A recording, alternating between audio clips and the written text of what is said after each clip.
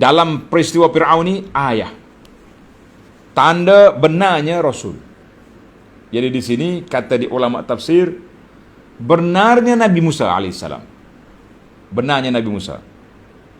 Ada juga yang mengatakan benarnya apa yang dibawa oleh Nabi kita Muhammad sallallahu alaihi wasallam. Nabi kita cerita, sedangkan dia tak pernah pergi ke tepi laut tu, dia tak pergi melawat Mesir. Nabi kita dia pergi ke Syam je.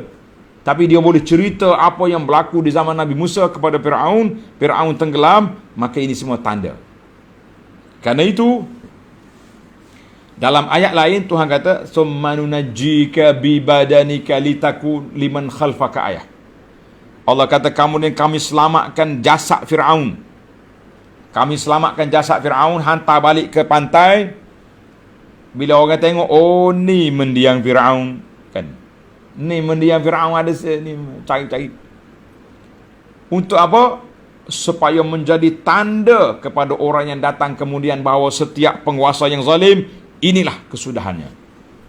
Setiap penguasa yang zalim, yang kufur, tidak beriman kepada Allah Azza wa Jalla, apa dia? Inilah masir dia. Orang yang mengaku jadi Tuhan pun mati. Maknanya jasad Fir'aun dihantar balik oleh Allah Ta'ala supaya menjadi ayah, menjadi tanda-tanda kekuasaan Allah Azza wa Jalla. Jadi panjanglah dia punya cerita. Sampai hari ni pun tak habis-habis. Dulu saya dah cerita. Saya pergi ke Mesir 2 kali, nak pergi tengok mayat Fir'aun, tak dapat. Fir'aun pergi mengembara sana sini, hidup lagi. Orang duduk siar dalam internet. Ada pasport kepada mendiang Fir'aun, ada pasport untuk dia keluar Mesir. Sekali dia pergi ke Perancis untuk dibedah siasat postmortem, tengok sebab-sebab kematian mendiang Fir'aun. Jadi kalau kita tengok mayat Fir'aun, tangan dia diikat. Tuan-tuan tengok, ditengok dalam gambar lah. Mayat Fir'aun, mumia dia tu, tangan dia diikat gini. Diikat. Sebab apa kena ikat? Kalau dibuka ikatan, katanya dia bergerak gitu, naik depan. Menggambarkan Fir'aun sedang mati duduk di atas kuda dia. Tali, satu tangan dia pegang tali, satu tangan lagi pegang perisai. Penyangga orang panggil ni, perisai. Nak lawan musuh ni. Masuk dalam laut, tenggelam sekali dengan tu. Lepas tu lah tangan dia ditarik, dia ikat. Wallahu alam, ini laporan yang dibuat kajian postmortem. Postmortem ni panggil, kaji postmortem. Jadi pengkaji dia, doktor pakar bedah dia, nama dia Murais Bukai. Murais Bukai ni dia kaji, dia tengok, oh Fir'aun mati dalam laut sebab dalam paru-paru dia ada garam. Jadi bila orang cerita kepada dia, Islam sudah cerita lama dah, belum mengkaji lagi. Akhirnya Murais telah masuk Islam. Dan dia telah tulis kitab dia, Quran, Bible, sains dan sains. Buku ni menariklah untuk tuan-tuan kaji. Kita pun tak ada masa nak cerita panjang di sini, para jemaah sekalian. Masya Allah, tabarakallah. Baik para pelajar sekalian, apa jadi dengan Fir'aun? Allah kata, aku hantar balik mayat Fir'aun untuk dijadikan ayah. Untuk dijadikan ayah. Tapi Tuhan kata, wa ma kana aktsaruhum mu'minin. Masya Allah. Dan dalam pada itu, kebanyakan mereka tidak juga mahu beriman. Siapa dia ni? Lam yakun aktsaru qaumi fir'aun mu'minina billah. Tak ramai orang di kalangan pengikut Fir'aun tiba-tiba yang beriman kepada Allah Azza wa Jalla, tak ramai. Qillah. Tengok di kata sini, maksud dianya pengikut Fir'aun tak ramai yang beriman. Yang berimannya siapa? Isteri dia Asyah. Mu'minu ali Fir'aun, orang yang beriman di kalangan Fir'aun qalil, sedikit sangat. Itu satu tafsiran. Ada tafsiran yang kata ayat ini turun kepada Nabi SAW. Maka walaupun kamu sudah tengok pergi berjalan ke Syam, pergi berjalan ke Yaman, kamu tengok kebinasan orang dulu, kamu juga dengar cerita Fir'aun, wa makan aktsar mu'minin, tak ramai juga yang beriman. Jadi itulah boleh katakan orang beriman tu bila-bila pun sedikit. Zaman kita hari ni orang beriman nak banding dengan kafir, ramai kafir. Yang sudah beriman pun, yang betul-betul berpegang dengan Quran dengan sunnah pula sedikit, nak banding dengan orang lain. Jadi kita sabarlah. Karena itulah kata Imam Al-Bukhari rahimahullah ta'ala, bersabarlah wahai pencinta sunnah, fa innakum qalil. Innakum qillah. Pencinta betul-betul yang cinta sunnah Nabi sedikit. Jadi para pelajar semua, mudah-mudahan kita termasuk di kalangan golongan yang sedikit. Kemudian Allah tamatkan ayat ini dengan ayat 68. Wa inna rabbaka lahuwal azizur rahim. Dan sesungguhnya Tuhanmu, wahai Muhammad sallallahu alaihi wasallam, dialah jua yang maha berkuasa untuk membinasakan orang-orang yang kafir. Rahim, lagi amat mengasihani, memberi kemenangan kepada orang yang beriman. Jadi ayat ini dua tafsiran. Al-Aziz, makna Al-Jabbar, Al-Qawi, Allah Ta'ala yang maha berkasa, maha gagah perkasa. Al-Qahir, yang menang. Al-Ghalib, Al-Muntaqim ni'adaihi. Rahim bi'ibadihi, dan dia sudah memberi rahmat Allah Ta'ala kepada hamba-hamba dia. Ada juga ulama kata Rahim, sifat Allah Ta'ala Rahim, ditangguhkan jatuh hukuman. Abu Jahal lawan Nabi di Mekah, tak mati. Dia mati di mana? Mati dalam peperangan Badar tahun yang kedua. Maknanya sudah berlawan hampir 15 tahun, barulah boleh mati. Abu Sufyan, takdir Allah Azza wa Jalla, tak mati. Tahun yang ke-8 dia masuk Islam. Rahim Allah Ta'ala. Kalau Tuhan ambil tindakan, mati Abu Sufyan. Kali dengan bawa kafir lain. Fir'aun katanya selepas peristiwa Yaumuz Zinah, berlawan dengan ahli sihir, berapa tahun lagi mereka hidup balah dengan Nabi Musa, sampailah kepada peringkat Nabi Musa dakwah, wa ma kana aktsaruhum mu'minin, tapi tak ramai yang beriman. Tak ramai juga yang beriman. Akhirnya puak-puak Fir'aun mati tak beriman. Termasuklah dia sendiri. Untuk maklumat para pelajar, ini menarik ilmu tadabbur kita. Tuan-tuan tengok ayat inna rabbaka lahuwal azizur rahim. Allah Ta'ala ulang dalam ayat, dalam surah ni saja 8 kali. 8 kali. Tengok. Bermula daripada tanda nombor ayat. Ayat 9. Tuhan sebut inna rabbaka lahuwal azizur rahim. Ayat yang sama. Kemudian ayat ni 68. Ayat 9 permulaan berperbincangan tentang Nabi Musa tadi. Kemudian mari ayat yang ke-9, ayat 68, wa inna rabbaka lahuwal azizur rahim. Allah Ta'ala tu maha gagah perkasa, dia boleh je nak mati semua orang, tapi Tuhan Rahim, kesian belah dia. Setelah selesai cerita Nabi Ibrahim nanti, ayat 104, Allah sebut juga wa inna rabbaka lahuwal azizur rahim. Selesai cerita Nabi Nuh, ayat 122, wa inna rabbaka lahuwal azizur rahim.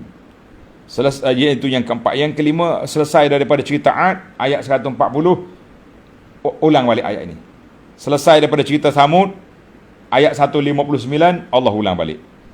Selesai cerita Nabi Lut, ayat 175, dan yang terakhir cerita Nabi Shu'aib, ayat 191, Allah kata wa inna rabbaka lahuwal azizur rahim. Tuan-tuan boleh bincangkan kenapa 8 kali Allah ulangkan ayat yang sama, wa inna rabbaka lahuwal azizur rahim. Jadi saya serahkanlah kepada para pelajar untuk tadabbur, kaji-kaji sampai ke ayat terakhir kita nanti, insya-Allah mungkin kita akan ulah di sana kenapa Allah ulangkan wa inna rabbaka lahuwal azizur rahim. Masya-Allah, tabarakallah. Baik, tamatlah episod 4 siri kuliah kita tentang Nabi Musa AS. InsyaAllah dalam ayat 69 kita akan sambung cerita watlu alaihim naba'a Ibrahim. Kita akan masuk pada kisah Nabi Ibrahim pula, insyaAllah. Baiklah, sebagai kesimpulan, sebagai beberapa faedah al-fawaid at-tarbawiyah, faedah dari sudut pendidikannya, dari sudut ilmiahnya, dari sudut dakwahnya, apa yang kita dapat. Yang pertama, saya sebut ringkas je lah, nak panjang masa sudah lewat. Fa akhrajnahum min jannatin wa uyun. Allah kata kami keluarkan Firaun daripada kebun-kebun, daripada mata air. Ayat ini menjadi amaran kepada semua penguasa-penguasa yang zalim. Taurut yang ada atas dunia ini supaya mereka sedar bahawa nikmat mereka dengan sebab kufur akan hilang. Akan hilang. Jadi zaman kita hari ni kita tengok nikmat yang besar-besar kan. Macam-macam nikmat yang tak ada orang zaman dulu. Tapi nikmat itu akan hilang. Dulu Rusia besar, Soviet, USA, macam-macam negara, semua itu akan hilang. Akan hilang. Cuma dia tak hilang sehari dua. Sebab inna rabbaka lahuwal azizur rahim. Kita ni kalau boleh hak kafir ni hilang selalu atas dunia ni. Musuh kita mati telak. Allah kata aku boleh je ambil tindakan, tapi aku juga bersifat dengan rahmat, bagi peluang. Yang kedua, dilalah alnal muayanah. Bila kita tengok dengan mata kita, keyakinan tu bertambah lagi daripada kita dengar. Tengok. Betul ke tidak? Nabi Musa AS, Allah Ta'ala tunjuk tungkak dia. Tungkak mula-mula jadi ular, jadi hayah, kemudian jadi su'ban. Kemudian yang ketiga ni tak tahu besar mana. Sebab Allah Ta'ala tak sebut. Jadi apa? Tuhan kata, fa'alqa Musa. Bila Nabi Musa campak, talqaf. Ular tu seduk semua dia punya tali-tali dan tungkak. Jadi nampaklah Nabi Musa tengok, kan, maka itu dia panggil ayat-ayat Allah Ta'ala. Bila dia Tuhan nak tunjuk, bila tunjuk depan mata, lagi tinggi darjat. Kita boleh tengok sendiri tanda-tanda kekuasaan Allah Azza wa Jalla. Nabi Musa bila tunjuk 2 kali, ketika di Tosena depan Firaun, Nabi Musa yakin bahawa ular-ular yang ditunjuk oleh ahli sihir ni simple je. Sebab dia yakin tongkat dia ni lebih hebat daripada ular-ular si ahli sihir, tali-tali ahli sihir. Dan juga pengikut Nabi Musa AS, pengikut Nabi Musa AS juga, dia tengok sendiri kuasa Allah, laut terbelah. Macam mana mereka tak yakin lagi? Allahu Akbar. Kita pergi kepada yang ketiga. Faedah yang ketiga, Allah Subhanahu Wa Taala sebagaimana dia tunjuk jalan maknawi, jalan hidayah, Allah Ta'ala akan tunjuk juga jalan hissi, secara fizikal. Sebab tu Nabi Musa kata, kalla inna ma'iya rabbi sayahdin. Allah Ta'ala akan tunjuk jalan. Maknanya sebagaimana kita jalan beriman, Allah tunjuk jalan kelepasan daripada Fir'aun. Jadi dua-dua kita dapat. Siapa yang beriman, dia dapat 2 jalan. Yang pertama, jalan petunjuk hidayah daripada sesat. Yang kedua, jalan yang menyelamatkan dia di dunia dan juga di akhirat. Jadi Allah Ta'ala mari pada kita syariat supaya kita buat benda baik.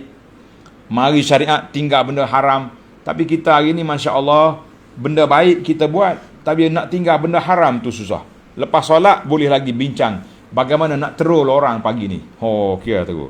Ada setengah pemilik Facebook ni, Allah Ta'ala lah bagi hidayah pada dia. Pagi, petang, siang, malam duduk terul orang je. Duduk jadi kita panggil Facebook batu api, duduk bergasak di situ lah, pagi, petang, siang, malam.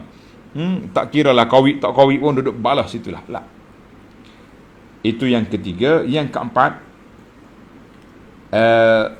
tuan-tuan kena ingat, fa akhrajnahum min jannatin wa uyun. Allah kata kami keluarkan Firaun daripada kebun-kebun, mata air, kunuz, gedung-gedung, khazanah harta benda. Dalil ala anna al-insan qad yu'khadhu min haitsu yara. Allah Ta'ala kadang-kadang dikalahkan di tempat yang mereka rasa menang. Ini satu perhatian dalam ilmu tadabbur ni. Dia kata qad yu'khadhu min haitsu yara annahu ala wa zahara. Ada kalanya kita rasa kita menang, di situlah mereka dikalahkan. Kalah di tempat mereka rasa menang. Tengok Firaun dengan penuh keyakinan, penuh confident, dia rasa dia boleh kalahkan Nabi Musa Yaumuz Zinah. Sebab tu dia yakin bawa mari pakar-pakar sihir dalam negeri Mesir yang paling pakar. Hak mana tak pakar duduk tepi-tepi, yang pakar duduk sini. Telah diberi offer jawatan besar-besar, minal muqarrabin, kan? Tapi apa boleh buat, Dia kalah di mana? Dia kalah di hadapan pengikut dia. Satu, Abu Jahal. Bila dia tahu Abu Sufyan telah bawa lari barang-barang dagangan daripada Syam mengikut jalan tepi laut, dan mereka telah selamat daripada kepungan dikejar oleh Nabi sallallahu dan para sahabat. Abu Sufyan, orang kata Abu Sufyan dah maklum kepada Abu Jahal, balik. Barang-barang dagangan kita beres. Si Abu Jahal ni sombong. Dia ingat dia menang. Dia kata apa? Wallahi la narji'. Dia bersumpah, demi Allah kita tak akan balik hatta naqdam badran nasqiya bihal khumur wa na'zif alaina alqi.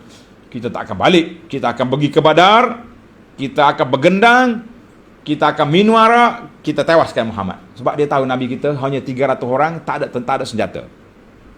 Apa boleh buat? Maka disitulah mereka ditewaskan. Zaman kita ini kadang-kadang kita rasa kita kuat. Kita sudah cukup kekuatan, sudah cukup sokongan. Disitulah tempat kita dikalahkan. Ada berlaku. Macam-macam Allah Ta'ala nak jatuhkan, kita kena ingat. Dikalahkan tempat kita rasa menang, ini satu orang panggil, satu benda yang berat bagi seorang. Fir'aun kalah ketika dia rasa menang. Abu Jahal kalah ketika rasa menang. Orang lain juga boleh kalah ketika rasa menang. Wal'iyazubillah. Kerana itu kita kena bergantung dengan Allah banyak. Jangan. Kata orang jangan over confident. Oh, kita hebat, kita sudah cukup, kita punya cukup kita punya sokongan. Allah Ta'ala nak malukan, boleh ya. Tak ada apa.